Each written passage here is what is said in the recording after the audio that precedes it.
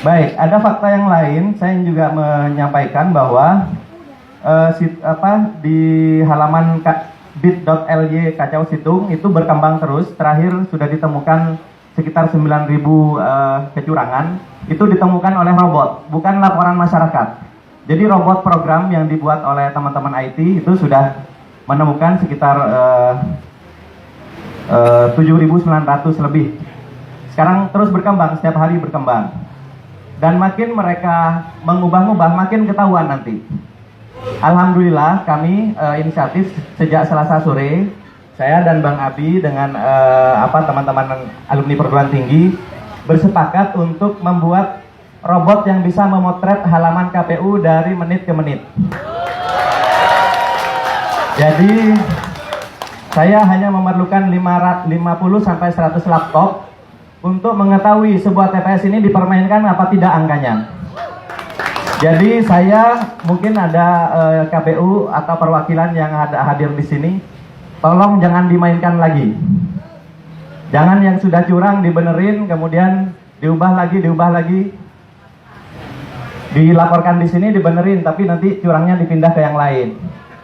Nah ini jangan sampai seperti itu, karena kita punya rekamannya dari menit ke menit. Setiap halaman sampai ke TPS. Jadi nanti boleh di-query, boleh ditanya ke mesin kami, TPS ini pernah berubah berapa kali angkanya. Ya.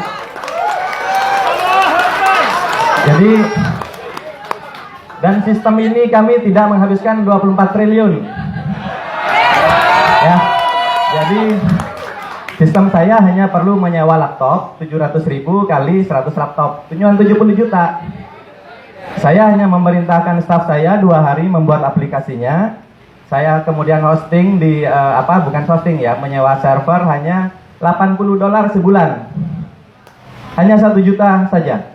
Jadi nggak sampai 100 juta, KPU ini sudah hilang kredibilitasnya. Ya. Jadi nggak perlu bukti aneh-aneh. Itu ya. Dan saya cukup kerahkan 1 tentara lulusan SMK. Saya buktikan ijazahnya ya. Nggak usah doktor, nggak usah profesor. Sedangkan kita punya profesor banyak. Kita kasih aja, biar staf saya itu duduk, suruh nyalakan laptopnya, kemudian nyalakan, nggak usah bicara. Nanti setiap orang bisa query nanya di mana saja kecurangan itu, gitu ya.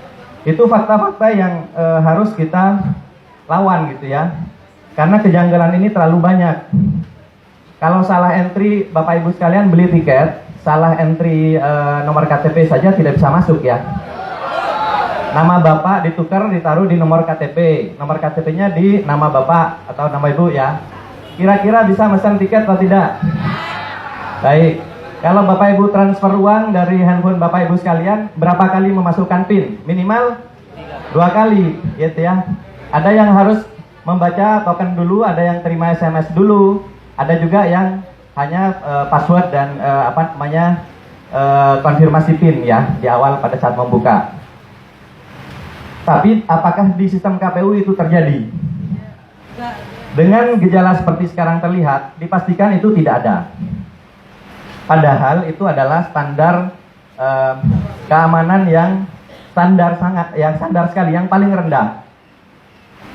Sedangkan kita bisa melihat komposisi server dan sebagainya yang ada di KPU itu sekarang, itu bagaimana akses door-nya, kemudian ada log orang yang keluar masuk di situ, username password yang didaftarkan itu apakah passwordnya dikirim lewat handphone atau dikirim lewat printout atau apa, gitu ya.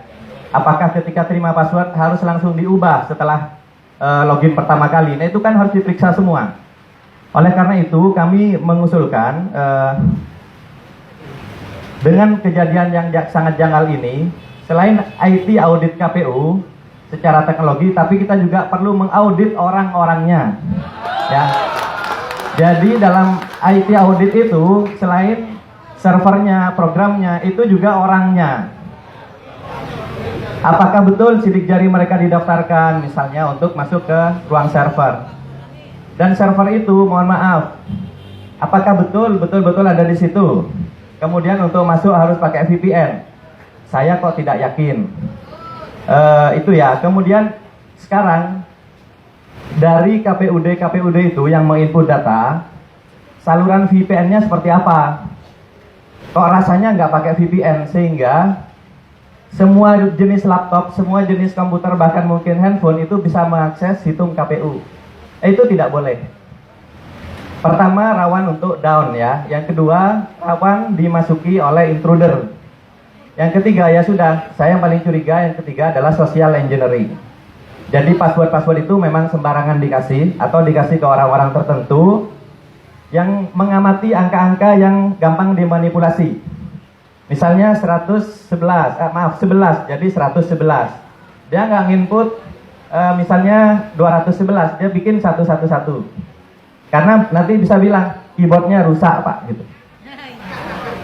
Itu ya, jadi lebih memilih nambah di depan daripada nambah 0 di belakang. Lebih banyak yang seperti itu kasusnya. Kemudian punya kita berapa? Ada silang 111, silang 11 dimasukkan 111. Nanti bilang, Pak maaf Pak ngantuk. Nah yang seperti ini boleh jadi